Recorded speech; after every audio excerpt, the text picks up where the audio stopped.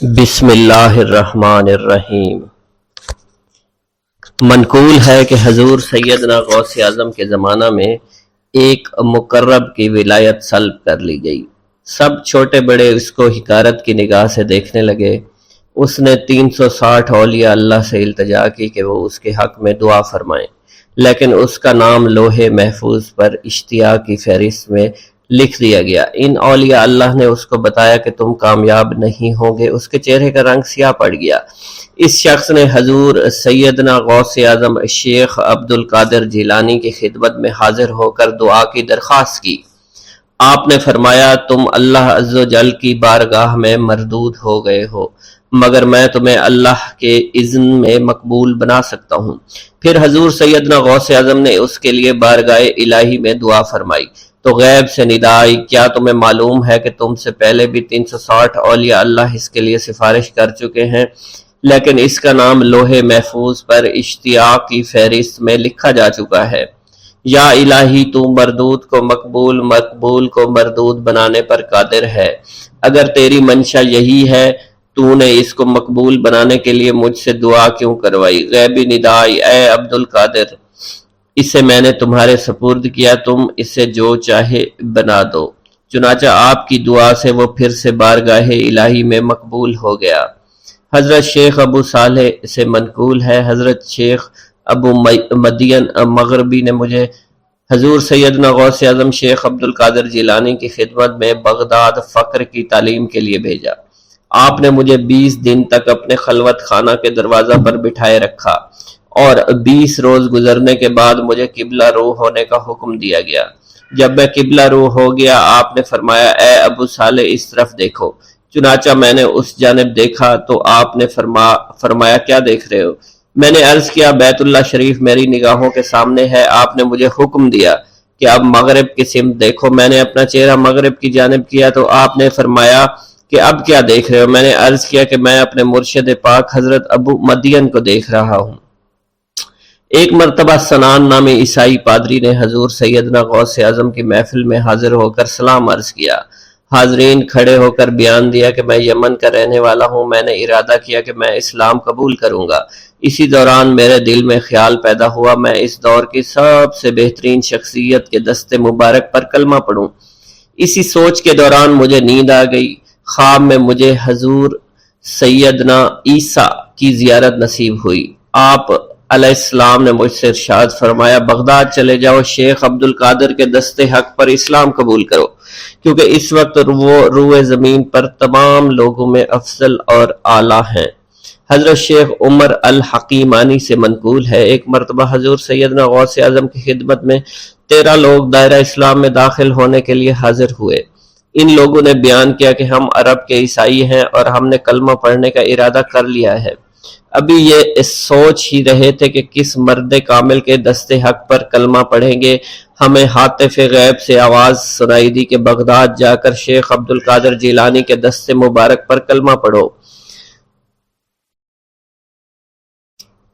حضرت شیخ زین الدین ابو الحسن علی بن ابی طاہر سے مروی ہے، فرماتے ہیں میں نے حضور سیدنا غوث اعظم سے علم حاصل کیا۔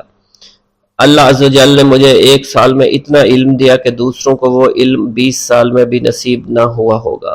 میں نے آپ سے مصر جانے کی اجازت طلب کی۔ آپ نے فرمایا تو دمشق پہنچ کر غازیوں کو مصر میں داخل ہونے کے لیے تیار پائے گا تاکہ اس پر قبضہ ہو جائے، مگر ان سے کہنا کہ وہ ہرگز کامیاب نہ ہوں گے، ہاں دوسری مرتبہ وہ کامیاب ہو جائیں گے۔ حضرت شیخ زین الدین فرماتے ہیں جب میں دمشق پہنچا میں نے وہی حال پایا جو آپ نے بیان فرمایا تھا۔ میں نے ان سے کہا تو وہیں نہ رکے۔ جب میں مصر پہنچا تو میں نے خلیفہ کو ان کو مقابلے کے لیے تیار پایا۔ میں نے خلیفہ سے کہا گھبراؤ نہیں، کامیاب ہو جاؤ گے۔ وہ فرماتے ہیں خلیفہ نے مجھے اپنا ندیم خاص مقرر فرمایا اور اپنے ہر راز سے مجھے واقفیت دے دی۔ پھر دوسری مرتبہ غازی آئے، انہوں نے مصر پر قبضہ کر لیا۔ مجھے حضور سیدنا غوث کے قول کے مطابق ہر ایک سے 1.5 لاکھ دینار ملے۔ مجھے مصر میں ہر خاص و عام میں مقبولیت حاصل ہوئی اور بے شمار لوگ میرے واعظ سے مستفید ہونے لگے۔ حضرت شیخ ابو الخیر سے منقول ہے، فرماتے ہیں میں شیخ ابو محمد حسن شیخ ابو قاسم شیخ ابو حفظ کی خدمت میں حاضر ہوئے۔ آپ نے فرمایا تم سب اپنی اپنی حاجات بیان کرو، میں انشاءاللہ تمہاری حاجات پوری کروں گا۔ شیخ ابو سعید نے کہا کہ میں ترک دنیا اختیار کرنا چاہتا ہوں۔ شیخ ابن قائد وانی نے کہا کہ مجھے مجاہدے کی قوت عطا کر دیجئے۔ شیخ بزاز نے کہا خوف الہی چاہتا ہوں۔ شیخ فارسی نے کہا اللہ کے ساتھ میرا ایک حال ہے جسے میں کھو بیٹھا ہوں، چاہتا ہوں میرا وہ حال لوٹ آئے۔ شیخ جمیل نے کہا میں حفظ کرنا چاہتا ہوں۔ شیخ عمر نے کہا میں علم کی زیادتی چاہتا ہوں۔ شیخ خلیل نے کہا میں چاہتا ہوں مجھے موت نہ آئے، یہاں تک کہ مجھے مقام قطبیت پر فائز کیا جائے۔ شیخ ابو البرکات نے کہا کہ میں محبت الہی میں استغراق چاہتا ہوں۔ شیخ ابو عبداللہ نے کہا کہ میں نائب وزیر بننا چاہتا ہوں۔ شیخ ابو مفتوح نے کہا کہ میں خلیفہ کے گھر کا استاد بننا چاہتا ہوں۔ حضرت شیخ ابو الخیر فرماتے ہیں حضور سیدنا غوث اعظم نے فرمایا انشاءاللہ تم سب کی حاجات جلد پوری ہوں گی۔ چنانچہ آپ کا قول پورا ہوا اور تمام لوگوں کی حاجات پوری ہوئیں ماں سوائے شیخ خلیل کے، کیونکہ حضرت شیخ خلیل نے قطبیت مانگی تھی جس کا وقت ابھی نہیں آیا تھا۔ حضرت ابو السعد عبداللہ سے مروی ہے کہ میری کنواری بیٹی فاطمہ گھر کی چھت پر چڑھی تو اسے کوئی چیز اٹھا کر لے گئی۔ اس وقت میری بیٹی کی عمر 16 برس تھی۔ میں حضور سیدنا غوث اعظم شیخ عبد القادر جیلانی کی خدمت میں حاضر ہوا اور سارا ماجرا ان کے گوش گزار کر دیا۔ آپ نے فرمایا تم آج رات کو کرخ کے ویرانے میں جاؤ اور تل خمس 5واں ٹیلا کے پاس جا کر بیٹھ جاؤ اور اپنے ارد گرد دائرہ کھینچ لو۔ دائرہ کھینچتے وقت بسم اللہ علی نیت عبد القادر کے الفاظ پڑھنا۔ جب رات بڑھے گی جنوں کے گروہ مختلف شکلوں میں تیرے نزدیک سے گزریں گے، تم انہیں دیکھ کر خوف زدہ مت ہونا۔ جب صبح ہو جائے گی تو جنوں کا بادشاہ ایک جماعت کے ہمراہ گزرے گا، وہ تجھ سے تیری حاجت پوچھے گا، تو اسے بتانا عبد القادر نے بھیجا ہے اور میری حاجت یہ ہے۔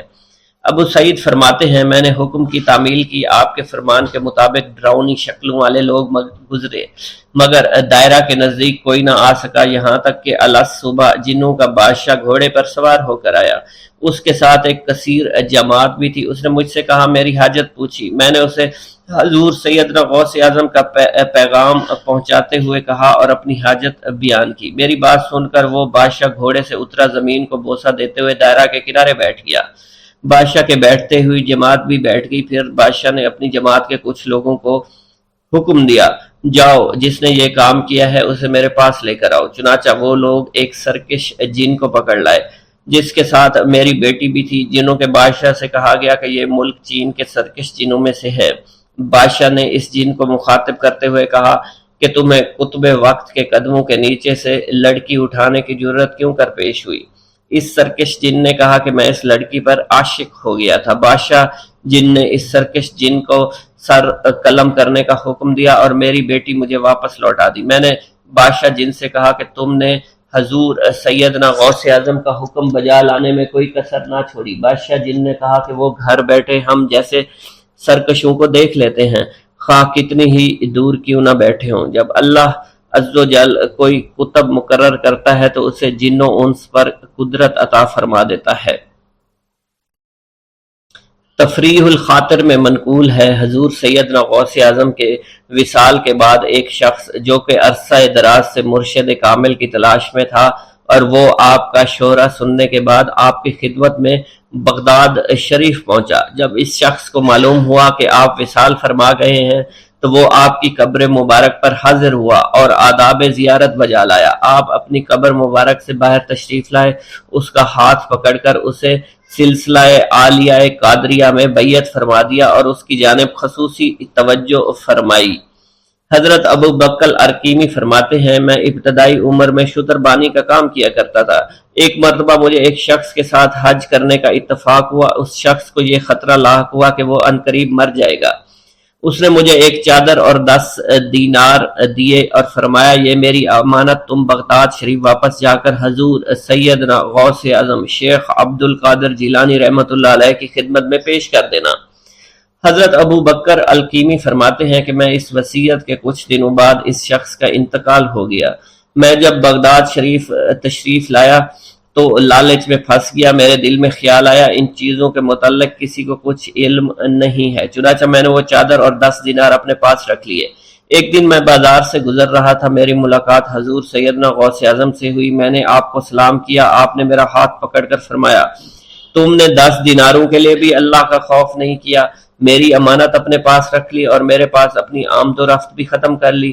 حضرت ابو بکر ارقیمی فرماتے ہیں کہ حضور سیدنا غوث اعظم کی بات سن کر مجھ پر غشی طاری ہو گئی، اور جب مجھے ہوش آیا میں نے وہ چادر اور 10 دینار لا کر آپ کی خدمت میں پیش کیے اور معافی کا خواستگار ہوا۔ واللہ عالم۔ ایک گاؤں کے بارے میں کہا جاتا تھا کہ جہاں قدرت کی بے پناہ نعمتیں تھیں، اللہ پاک نے وہاں کے لوگوں کو مالا مال کیا ہوا تھا۔ ایسی نعمتیں کہ جن نعمتوں کو دیکھ کر انسان اکثر مغرور ہو جایا کرتے ہیں، مگر وہاں پر کچھ مسلمان تھے، اور سب سے بڑی اور بری بات یہ تھی کہ وہاں کے تمام لوگ کافر تھے۔ وہ کفار اپنی دولت پر بہت فخر کیا کرتے تھے، کیونکہ ان میں ہر ایک انسان بہت دولت مند تھا، ہر ایک کے پاس بے بہا پیسے تھے، کسی کو پیسوں کی کمی نہیں تھی۔ وہاں کے سردار کی ایک اکلوتی بیٹی تھی جس کو سردار بے پناہ پیار کرتا تھا۔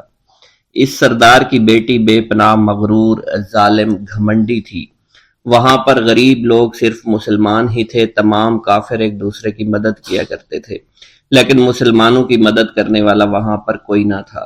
وہاں پر انہیں کوئی دیکھنے والا نہ تھا۔ سردار کی بیٹی کو کالے جادو میں خوب مہارت حاصل تھی، اور وہ جادو کی وجہ سے وہاں پر رہنے والے غریبوں پر بہت ظلم کیا کرتی تھی۔ تمام مسلمان اس سے بے حد پریشان تھے، اور وہ لوگوں کو غلام بناتی اور مزدور بناتی تھی۔ اگر ان میں کوئی اس کی بات نہ مانتا تو اس کو قیدی بنا کر اپنے اشاروں پر نچایا کرتی تھی۔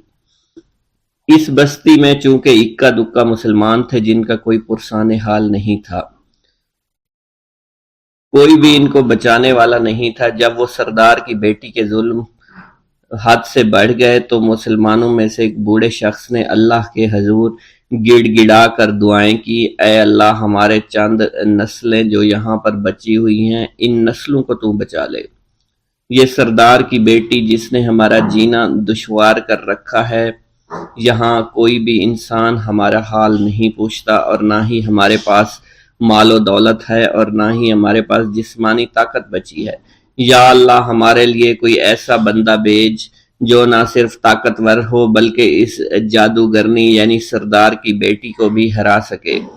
اللہ رب العزت نے اس بوڑھے کی دعا کو قبول فرمایا، اور یوں اس جگہ پر ایک اللہ والے کو بھیج دیا، اور وہ اللہ والے ایسے ہی بستی میں داخل نہیں ہوئے، بلکہ ایک دن کچھ عجیب واقعہ ہوا۔ ان کافروں کا سردار جنگل میں سیر سپاٹے کرتے ہوئے نکلا تھا، بڑی شان سے چلتا ہوا وہ سفر کر رہا تھا۔ اچانک ایک زہریلا سانپ اس کے سامنے آیا۔ اس زہریلے سانپ نے بادشاہ کو ڈس لیا، اور وہ بے ہوش ہو کر زمین پر گر پڑا اور تڑپنے لگا۔ اس کے جو ساتھی تھے انہوں نے جب اپنے سردار کو یوں تڑپتا ہوا دیکھا اور سردار کی غیر حالت دیکھی تو کہ جسے ایک زہریلے سانپ نے کاٹ لیا ہے، تو وہ فوراً اسے اٹھا کر گھر لے آئے تاکہ اسے بچانے کے لیے کچھ کیا جا سکے۔ اس لڑکی نے اپنے باپ کی جب یہ حالت دیکھی تو اپنے آس پاس کے بڑے بڑے حکیموں کو بلایا، لیکن عجیب بات یہ تھی کہ لاکھ کوشش کے باوجود زہر نکالنے میں سارے ناکام ہو رہے تھے،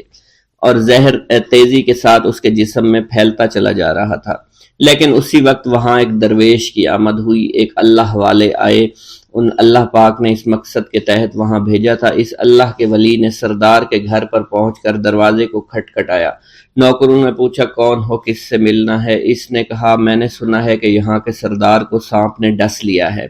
نوکر کہنے لگے کہ تمہیں کیسے پتا چلا کہ یہاں کے سردار کو سانپ نے ڈس لیا ہے؟ تم تو ہمیں اجنبی لگتے ہو، ہم نے تمہیں آج تک یہاں نہیں دیکھا ہے۔ اس نے کہا میں مسافر ہوں اور مجھے خبر ملی ہے کہ یہاں کے سردار کو ایک زہریلے سانپ نے ڈس لیا ہے اور کوئی بھی اس کا علاج نہیں کر پا رہا۔ نوکروں نے کہا تم کون ہو؟ اللہ والے نے کہا میں حکیم ہوں اور میں ان کے علاج کی غرض سے یہاں آیا ہوں۔ وہ نوکر اللہ والے کی حالت دیکھ کر ہنسنے لگے، کیونکہ آپ نے پھٹے پرانے کپڑے پہن رکھے تھے اور دیکھنے سے بہت غریب معلوم ہوتے تھے۔ وہ نوکر کہنے لگے کہ اتنے بڑے سردار کا علاج کرو گے؟ ارے یہاں تو اس کے پاس بڑے بڑے حکیم بلائے گئے ہیں، ہمارے سردار کے پاس پیسوں کی کوئی کمی نہیں ہے، اور وہ تم جیسے غریب سے بھلا کیوں علاج کروائیں گے؟ درویش نے کہا، اگر تم چاہتے ہو تمہارے سردار کی جان بچ جائے پھر مجھے اندر جانے دو۔ غلام کہنے لگا، ٹھیک ہے، ہم اندر جا کر اجازت لے کر آتے ہیں۔ نوکر اندر گئے، سردار کی بیٹی سے کہا، ایک غریب آیا ہے، کپڑوں سے فقیر معلوم ہوتا ہے، لیکن کہتا ہے میں سردار کا علاج کر سکتا ہوں اور میں سردار کا علاج کروں گا۔ جو زہر تیزی کے ساتھ جسم میں پھیل رہا ہے میں اس کو باہر نکال پھینک کروں گا۔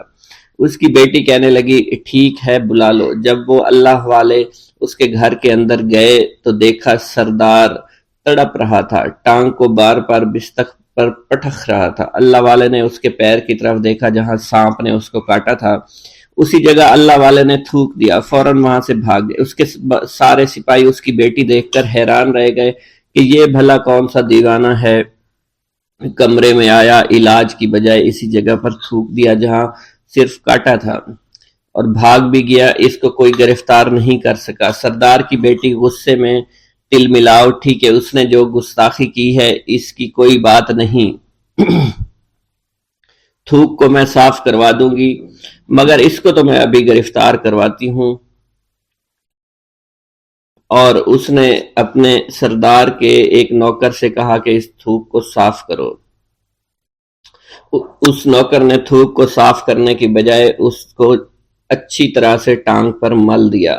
لڑکی نے کہا، کیا کر رہے ہو؟ اس فقیر نے میرے باپ کی ٹانگ پر تھوک دیا، اب اس تھوک کو تم مل رہے ہو؟ حکیم نے اپنے ہاتھ کے اشارے سے سردار کے بیٹے کو روک دیا۔ جیسے اس تھوک کو سردار کی ٹانگ پر ملا گیا، فوراً سارا زہر ختم ہو گیا۔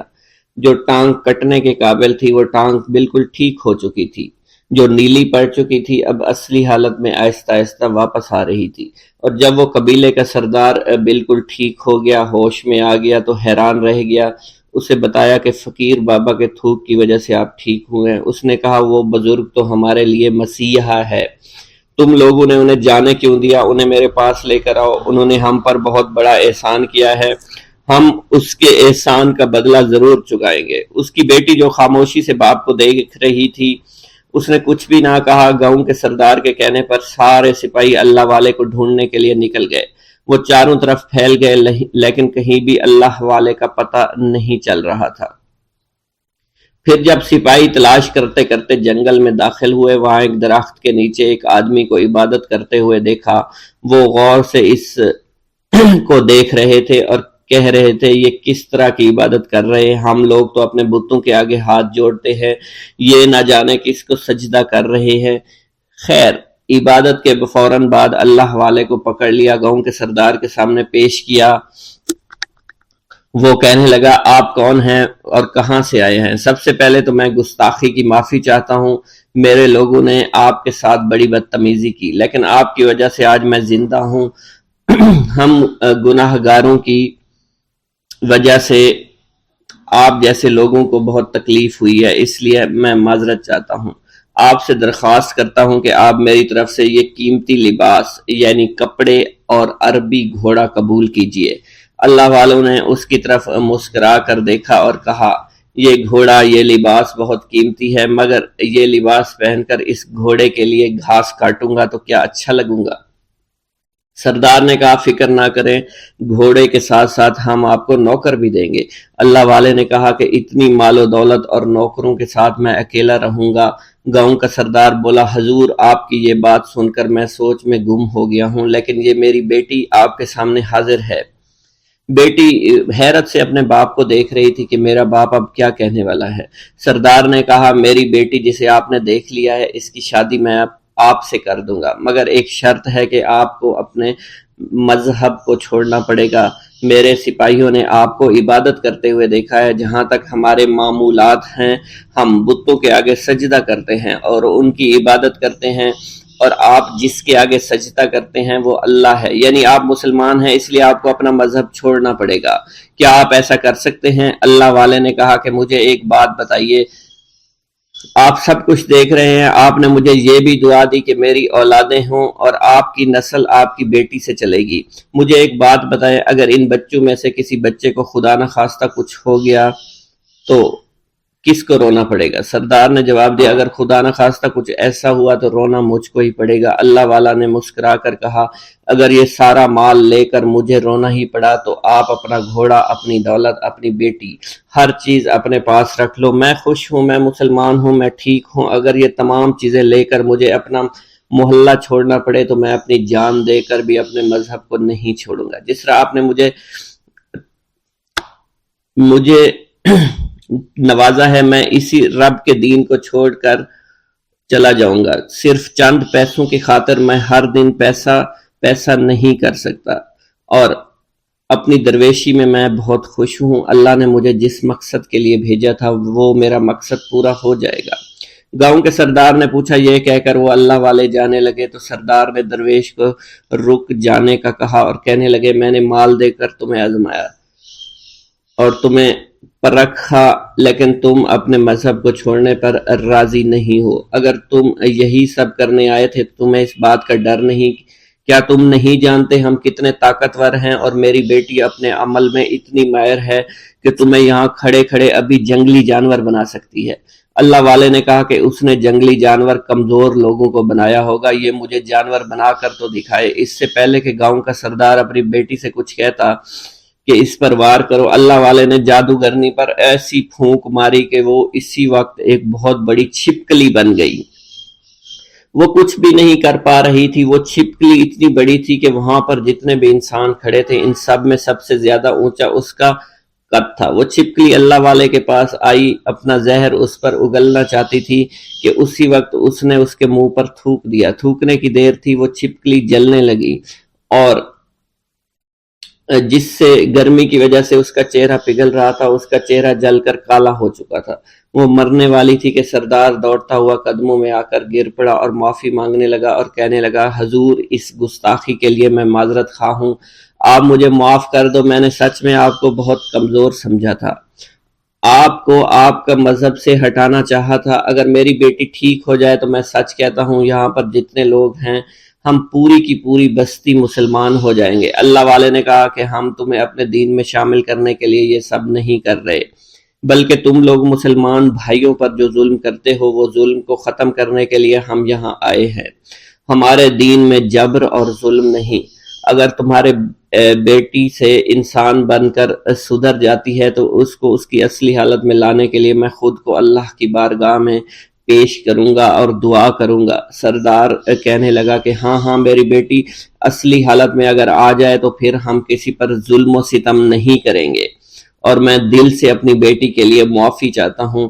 آج سے یہ کوئی بھی جادو ٹونا اور مسلمانوں کو تنگ نہیں کرے گی اور نہ ہی کسی مسلمان پر یہ ظلم اور جبر کرے گی. بس آپ اسے دوبارہ سے انسان بنا دے. اللہ والا نے چھپکلی پر دوبارہ سے پھونک ماری تو پھر سے انسان بن گئی اور اللہ والے کے قدموں سے وہ لپٹ گئی. کہنے لگی، مجھے معاف کر دیجئے، مجھے معاف کر دیجئے، میں نے اپنے آپ کو بہت طاقتور سمجھا. اس لڑکی کا آدھا چہرہ جل چکا تھا اور کالا ہو چکا تھا. وہ کہنے لگی کہ آج اپنے باپ کے ساتھ میں آپ کے دست مبارک پر مسلمان ہونا چاہتی ہوں.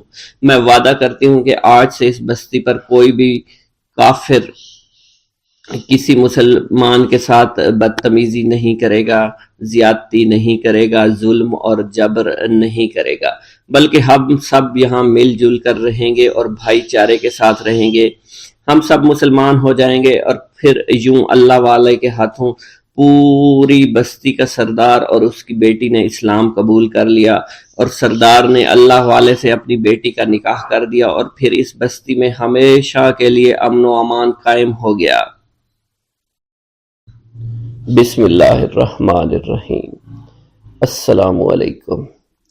حضور سیدنا غوث اعظم فرماتے ہیں، میں 10 برس کی عمر میں اپنے شہر کے مکتب میں حصول علم کے لیے جایا کرتا تھا. اس وقت میرے ساتھ ملائکہ بھی ہوتے تھے جو میرے آگے پیچھے میری حفاظت کی غرض سے چلتے تھے. جب میں مدرسہ پہنچتا تھا تو وہ بار بار منادی کرتے تھے، اللہ کے ولی کے لیے جگہ خالی کر دو. چنانچہ وہ میرے لیے جگہ خالی کر دیتے تھے. ایک مرتبہ میں نے ایک ایسے شخص کو دیکھا جس نے فرشتوں کی آواز سن کر کہا کہ یہ نہایت معزز گھرانے کا فرد ہے اور عن قریب اس کو وہ عظمت اور بزرگی حاصل ہوگی جس میں کوئی مزاحمت نہ ہوگی، اس کو ایسا قرب نصیب ہوگا کہ اس کو کوئی فریب نہ دے سکے گا۔ پھر 40 برس بعد میں نے اس شخص کو پہچانا، وہ شخص ابدالوں میں سے تھا۔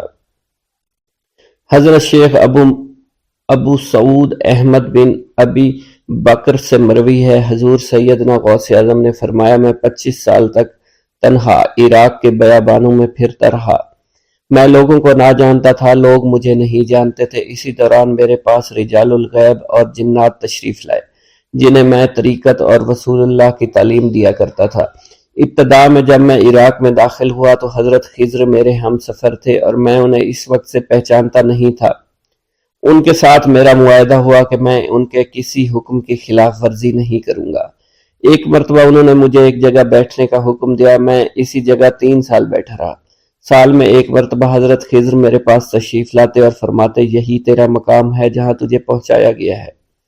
اس عرصہ کے دوران تمام نفسانی خواہشات مجھ پر انسانی شکل میں وارد ہوئیں، لیکن اللہ نے مجھے ہر موقع پر استقامت عطا فرمائی اور مجھے ان خرافات سے بچائے رکھا۔ ابتدا میں میرا نفس مجاہدہ کا کوئی طریقہ اختیار کرتا تو میں اس پر قائم ہو جایا کرتا تھا اور کسی چیز کو قبول نہیں کرتا تھا۔ ایک طویل مدت تک اپنا گلا گھونٹتے ہوئے میں نے مدائن کے جنگلوں میں مجاہدات میں مشغول رہا۔ حضور سیدنا غوث اعظم فرماتے ہیں، میں نے اپنے نفس کو مختلف مجاہدوں اور ریاستوں اور مشقتوں میں ڈالے رکھا۔ 1 سال تک میں گری ہوئی چیزیں اٹھا کر کھاتا رہا، اسی دوسرے سال میں صرف پانی پر گزارا کرتا رہا اور تیسرے سال میں نے کچھ نہ کھایا اور نہ پیا نہ ہی سویا۔ ایک مرتبہ شدید سردی کی وجہ سے میں ایوان کسریٰ کے کھنڈرات میں سویا تو رات بھر میں 40 مرتبہ احتلام ہوا۔ میں نے ہر مرتبہ دریائے دجلہ پر جا کر غسل فرمایا، پھر نیند کے خوف سے محل کے اوپر ایک ویران جگہ پر چڑھ گیا اور وہاں 2 سال تک قیام کیا، حتیٰ کہ سردی کے سوا کوئی شے کھانے کو میسر نہیں تھی۔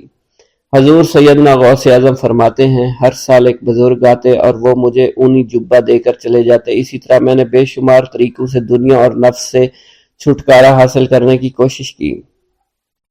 لوگ مجھے دیوانہ سمجھتے تھے، میں برہنہ جسم جنگلوں میں چلا جاتا، کانٹوں پر لوٹا شور مچایا کرتا، میرے تمام بدن سے خون جاری ہو جایا کرتا۔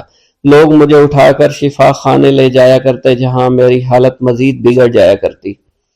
ایک وقت ایسا آیا جب مجھ میں اور مردہ میں کوئی فرق نہ تھا۔ لوگ کفن لے آئے اور غسال کو بلوایا کہ وہ مجھے غسل دے۔ ابھی انہوں نے مجھے غسل دینے کے لیے ایک تختہ پر لٹایا، میری حالت درست ہو گئی، میں اٹھ کھڑا ہوا۔ طریقت کی ان پرخطر راہوں میں نہ تو میں کبھی خوف زدہ ہوا، نہ کبھی میرا نفس مجھ پر غالب پا سکا اور نہ ہی دنیا کی آسائش مجھے حیران کر سکی۔ حضور سید غوث اعظم فرماتے ہیں، شیطان نے میرے گرد بے شمار جال بچھائے۔ جب میں نے ان سے کہا یہ کیا ہے، اس نے کہا یہ دنیاوی آلائشیں ہیں اور میں ان جالوں میں سے تم لوگوں کا شکار کیا کرتا ہوں۔ میں نے 1 سال تک شیطان کا مقابلہ کیا، اس کے بچھائے ہوئے تمام جالوں کو ختم کیا۔ اس کے بعد میرے سینے کو کھول دیا گیا اور مجھ پر بے شمار خلائق ظاہر ہوئے۔ حضور سیدنا غوث اعظم فرماتے ہیں، میں نے دریافت کیا کہ یہ اللہ ایک کیسے ہے؟ جواب ملا، یہ خلق کے اسباب ہیں جو تم سے ملے ہوئے ہیں۔ میں سال بھر ان کی جانب متوجہ رہا، یہاں تک کہ وہ مجھ سے جدا ہو گئے۔ جب مجھ پر باطن ظاہر ہوا تو میں اپنے قلب کو بہت سے علائق سے ملوث پایا۔ میں نے دریافت کیا یہ علائق کیا ہیں؟ جواب ملا، یہ تمہارے ارادے، تمہارے اختیارات ہیں۔ چنانچہ 1 سال تک ان کی جانب متوجہ رہا، یہاں تک کہ وہ سب علائق مجھ سے دور ہو گئے اور میرا قلب ان غلاظتوں سے نجات پا گیا۔ حضور سیدنا غوث اعظم فرماتے ہیں، پھر میں نے توکل کے دروازے پر آیا، میرا مقصد پورا ہو، لیکن جب میں توکل کے دروازے پر پہنچا بے شمار لوگ وہاں موجود تھے۔ میں ہجوم کو چیرتا بڑھا اور شکر کے دروازے پر پہنچ گیا، یہاں بھی لوگوں کا جمع غفیر موجود تھا، اسے بھی چیرتا آگے بڑھا اور مشاہدہ کے دروازے پر پہنچ گیا، یہاں پر موجود ہجوم کو بھی چیرتا ہوا اندر داخل ہوا، حتیٰ کہ سب سے آخر میں مجھے فقر کے دروازے پر لا دیا گیا۔ فقر کا دروازہ خالی تھا۔ جب میں اس دروازے میں داخل ہوا تو دیکھا جن جن چیزوں کو میں نے ترک کیا تھا وہ سب یہاں موجود تھی۔ یہاں مجھے ایک بہت بہت بڑے روحانی خزانے کی فتوحات سے نوازا گیا۔ میرے لیے تمام دنیا کے خزانے کھول دیے گئے، مجھے روحانی عزت، دائمی غنا اور خالص آزادی عطا فرمائی گئی۔ میری تمام چیزیں جو میری ہستی اور میری صفات سب معدوم ہو گئی تھی، وہ میری ہستی کی جگہ کسی اور نے لے لی تھی۔ حضرت شیخ ابو سعید مخزومی نے حضور سیدنا غوث اعظم کو خرقہ خلافت سے نوازا اور فرمایا: اے عبد القادر، یہ وہ خرقہ ہے جو حضور نبی کریم صلی اللہ علیہ وسلم نے سیدنا علی المرتضیٰ کو عطا فرمایا۔ سیدنا علی المرتضیٰ نے یہ خرقہ خواجہ حسن بصری کو عطا فرمایا، جس سے ہوتا ہوا یہ مجھ تک پہنچا، اور یہ تمہاری امانت تھی جو میں نے تم تک پہنچا دی۔ حضور سیدنا غوث اعظم نے جب خرقہ مبارک کو زیب تن کیا تو آپ پر بے شمار انوار و تجلیات کی بارش ہونا شروع ہو گئی۔ میرا یہ قدم تمام اولیاء کرام کی گردن پر ہے۔ ایک مرتبہ محلہ حلبہ میں اپنے مہمان خانے میں واعظ فرماتے ہوئے حضور سیدنا غوث اعظم پر اچانک حالت کشف طاری ہوئی۔ آپ رحمت اللہ علیہ نے فرمایا: میرا یہ قدم ہر ولی اللہ کی گردن پر ہے۔ یہ ارشاد سن کر تمام اولیاء اللہ نے اپنی گردنیں جھکا دیں۔ صلحائے امت نے اس کی توضیح فرمائی ہے کہ آپ رحمت اللہ علیہ کے عہد مبارک اور بعد میں قیامت تک آپ کی عطا کے بغیر ولی اللہ ولایت کے درجے پر فائز نہیں ہو سکتا۔ سلطان الہند حضرت خواجہ معین الدین چشتی المعروف خواجہ غریب نواز اس وقت خراسان کے پہاڑوں پر مجاہدات میں مشغول تھے۔ انہوں نے بھی حضور سیدنا غوث اعظم کا ارشاد گرامی سن کر اپنی گردن جھکا دی اور یوں عرض گزار ہوئے: آپ کے قدمین شریفین میرے سر اور میرے آنکھوں پر ہیں۔ حضور سیدنا غوث اعظم فرماتے ہیں کہ میں 10 برس کی عمر میں اپنے شہر کے مکتب میں حصول علم کے لیے جایا کرتا تھا۔ اس وقت میرے ساتھ ملائکہ بھی ہوتے تھے جو میرے آگے پیچھے میری حفاظت کے لیے چلتے تھے۔ جب میں مدرسہ پہنچتا تو یہ منادی کرتے تھے: اللہ کے ولی کے لیے جگہ خالی کر دو۔ چنانچہ وہ میرے لیے جگہ خالی کر دیتے تھے۔ ایک مرتبہ میں نے ایک ایسے شخص کو دیکھا جس نے فرشتوں کی آواز سن کر کہا، جس میں کوئی مزاحمت نہ ہوگی، کہ یہ ایک نہایت معزز گھرانے کا فرد ہے اور عن قریب اس کو وہ عظمت حاصل ہوگی جس میں کوئی مزاحمت نہ ہوگی، اور اس کو ایسا قرب نصیب ہوگا کہ اس کو کوئی فریب نہ دے سکے گا۔ پھر 40 برس بعد میں نے اس شخص کو پہچانا، وہ شخص ابدالوں میں سے تھا۔ حضرت شیخ ابو سعود احمد بن بکر حریمی سے مروی ہے کہ حضور سیدنا غوث اعظم نے فرمایا کہ میں 55 سال تک تنہا عراق کے بیابانوں میں پھرتا رہا۔ میں لوگوں کو نہ جانتا، لوگ مجھے نہ جانتے۔ اسی دوران میرے پاس رجال الغیب اور جنات تشریف لاتے، جنہیں میں طریقت اور اصول کی تعلیم دیتا تھا۔ ابتدا میں جب میں عراق میں داخل ہوا تو حضرت خضر میرے ہم سفر بنے، اور بعد میں اس وقت ان کو پہچانتا نہ تھا، اور اس کے ساتھ میرا معاہدہ ہوا کہ میں ان کے کسی حکم کی خلاف ورزی نہیں کروں گا۔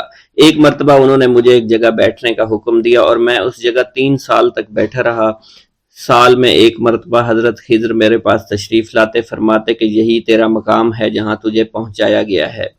اس عرصہ کے دوران تمام نفسانی خواہشات مجھ پر انسانی شکل میں وارد ہوئیں، لیکن اللہ عز و جل نے مجھے ہر موقع پر استقامت عطا فرمائی اور مجھے ان خرافات سے بچائے رکھا۔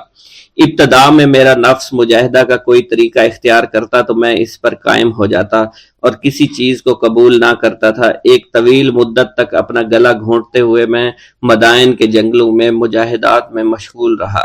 حضور سیدنا غوث اعظم فرماتے ہیں کہ میں نے اپنے نفس کو مختلف مجاہدوں، مختلف ریاضتوں اور مختلف مشقتوں میں ڈالے رکھا۔ 1 سال تک میں گری ہوئی چیزیں اٹھا کر کھاتا رہا، دوسرے سال پانی پر گزارا کیا، اور تیسرے سال نہ میں نے کچھ کھایا، نہ پیا اور نہ ہی سویا۔ ایک مرتبہ شدید سردی کی وجہ سے میں ایوان کسریٰ کے کھنڈرات میں سویا تو رات بھر میں 40 مرتبہ طبیعت خراب ہوئی۔ حضور سیدنا غوث اعظم فرماتے ہیں ہر سال ایک بزرگ آتے اور وہ مجھے جبہ دے کر چلے جاتے۔ اسی طرح میں نے بے شمار طریقوں سے دنیا اور نفس سے چھٹکارا پانے کی کوشش کی۔ لوگ مجھے دیوانہ سمجھتے تھے۔ میں برہنہ جسم جنگلوں میں چلا جاتا اور کانٹوں پر لوٹتا شور مچاتا تھا۔ میرا تمام بدن سے خون جاری ہو جایا کرتا تھا اور لوگ مجھے اٹھا کر شفا خانے لے جایا کرتے، جہاں میری حالت مزید بگڑ جاتی۔ ایک وقت ایسا بھی آیا جب مجھ میں اور مردہ میں کوئی فرق نہ تھا۔ لوگ کفن لے کر آئے، غسال کو بلوایا کہ وہ مجھے غسل دے دیں۔ ابھی انہوں نے مجھے غسل دینے کے لیے تختہ پر ڈالا ہی تھا کہ میری حالت درست ہو گئی۔ میں اٹھ کھڑا ہوا۔ طریقت کی ان پرخطر راہوں میں نہ تو میں کبھی خوف زدہ ہوا اور نہ کبھی میرا نفس مجھ پر غلبہ پا سکا، اور نہ ہی دنیا کی آرائش مجھے حیران کر سکی۔ حضور سیدنا غوث اعظم فرماتے ہیں، شیطان نے میرے گرد بے شمار جال بچھائے۔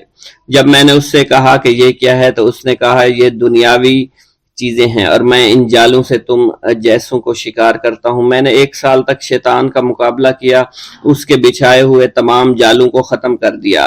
اس کے بعد میرے سینے کو کھول دیا گیا اور مجھ پر بے شمار خلائق ظاہر ہوئے۔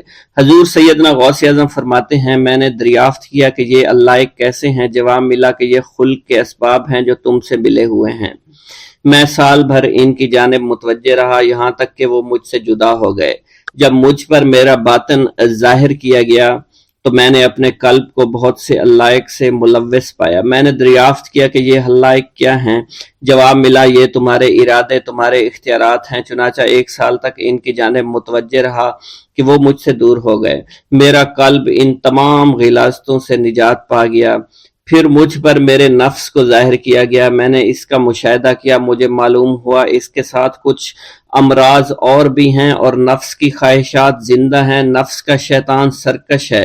چنانچہ میں نے سال بھر پھر توجہ دلائی اور میرے نفس کے تمام امراض سرے سے ہی ختم ہو گئے اور اس کے شیطان نے کلمہ پڑھ لیا اور پھر میرے تمام امور اللہ کے لیے ہو گئے اور میں اپنی ہستی سے باہر نکل آیا۔ حضور سیدنا غوث اعظم فرماتے ہیں، پھر میں توکل کے دروازے پر آیا تاکہ میرا مقصد پورا ہو، لیکن جب میں نے توکل کے دروازے پر پہنچا تو بے شمار لوگ موجود تھے۔ میں اس ہجوم کو چیرتا ہوا آگے بڑھا اور شکر کے دروازے پر پہنچ گیا۔ یہاں پر بھی لوگوں کا جمع غفیر موجود تھا، اسے بھی چیرتا ہوا آگے بڑھا اور مشاہدہ کے دروازے پر پہنچ گیا اور یہاں پر موجود ہجوم کو چیرتا ہوا اندر داخل ہوا، حتیٰ کہ سب سے آخر میں مجھے فقر کے دروازے پر لایا گیا۔ فقر کا دروازہ خالی تھا۔ جب اس دروازہ میں داخل ہوا تو دیکھا جن جن چیزوں کو میں نے ترک کیا تھا وہ سب یہاں موجود تھیں۔ یہاں مجھے ایک بہت بڑے روحانی خزانے کی فتوحات سے نوازا گیا اور میرے لیے تمام دنیا کے خزانے کھول دیے گئے۔ مجھے روحانی عزت، دائمی فنا اور خالص آزادی عطا فرمائی گئی۔ میری تمام چیزیں جو میری ہستی اور میری صفات سب معدوم ہو گئیں اور میری ہستی کی جگہ کسی اور نے لے لی۔ حضرت شیخ ابو سعید مخزومی نے حضور سیدنا غوث اعظم کو خرقہ خلافت سے نوازا اور فرمایا، اے عبد القادر، یہ وہ خرقہ ہے جو حضور نبی کریم صلی اللہ علیہ وسلم نے حضرت سیدنا علی المرتضیٰ کو عطا فرمایا، اور حضرت سیدنا علی المرتضیٰ نے یہ خرقہ حضرت خواجہ حسن بصری کو عطا فرمایا تھا، جس سے ہوتا ہوا یہ خرقہ مجھ تک پہنچا، اور یہ تمہاری امانت تھی جو میں نے تم تک آج پہنچا دی ہے۔ حضور سیدنا غوث اعظم نے جب خرقہ مبارک کو زیب تن کیا تو آپ پر بے شمار انوار و تجلیات کی بارش ہونا شروع ہو گئی۔ حضور سیدنا غوث اعظم نے حضرت شیخ ابو سعید مخزومی کے مدرسہ میں تدریسی فرائض سر انجام دینا شروع کر دیے۔ آپ کے لیے فی الحال تدریسی مصروفیات کے علاوہ کوئی کام نہ تھا۔ آپ کی شبانہ روز کی محنت سے آپ کے نام کا شعرہ کچھ ہی دنوں میں سارے بغداد میں پھیل گیا۔ طلبہ دور دراز کے علاقوں سے علم کے حصول کے لیے آنے لگے۔ طلبہ کی تعداد جب مزید بڑھنا شروع ہو گئی تو ارد گرد کے کئی مکانات کو خرید کر مدرسہ میں داخل کر لیا گیا۔ کتب سیر میں منقول ہے کہ 528 ہجری میں آپ مدرسہ نظامیہ کی وسیع عمارت تعمیر فرما چکے تھے۔ اس مدرسہ کی تعمیر میں آپ نے بحیثیت مزدور بھی حصہ لیا تھا۔ حضرت شیخ ابو الخشاب سے مروی ہے کہ میں جوانی میں جب علم نحو پڑھ رہا تھا تو لوگوں نے مجھے حضور سیدنا غوث اعظم کے پاس جانے کا مشورہ دیا اور اس کی وجہ سے مجھے بھی اشتیاق ہوا کہ میں آپ کا واز سنوں۔ ایک مرتبہ کچھ لوگوں کے ہمراہ آپ کی مجلس میں دوستوں کے ہمراہ حاضر ہوا۔ آپ نے میری جانب توجہ کرتے ہوئے فرمایا ہماری صحبت اختیار کر لو، چنانچہ میں نے آپ کے فرمان کے مطابق آپ کی صحبت کو اختیار کر لیا۔ آپ نے مجھے علم نحو کے علاوہ علوم عقلیہ اور تقلد حاصل کیے جس سے مجھے کوئی واقفیت پہلے نہیں تھی۔ 1 سال کے عرصہ میں آپ کی نظر کرم سے میں نے وہ علوم حاصل کر لیے جو گزشتہ اتنی عمر گزارنے کے باوجود بھی مجھے حاصل نہیں ہوئے تھے۔ منقول ہے حضرت شیخ بقا بن بطو، شیخ علی بن ہیتی اور شیخ کیلوی جب حضور سیدنا غوث اعظم کے مدرسہ میں آتے تو جھاڑو دیا کرتے تھے اور چھڑکاؤ کرتے تھے، لیکن آپ کی اجازت کے بغیر کبھی اندر داخل نہ ہوتے تھے۔ اجازت ملنے کے بعد آپ حضرات اندر داخل ہوتے اور اجازت ملنے پر ہی بیٹھتے تھے۔ آپ سے امان طلب کرتے اور امان مل جانے کے بعد مؤدب ہو کر بیٹھ جاتے۔ جس وقت آپ کہیں جانے کا ارادہ کرتے تو یہ حضرات سواری کے ہمراہ چلتے۔ آپ انہیں اس فعل سے منع فرمایا کرتے تھے اور کہتے تھے کہ ہمیں آپ کے ذریعے قرب الہی حاصل ہوا ہے۔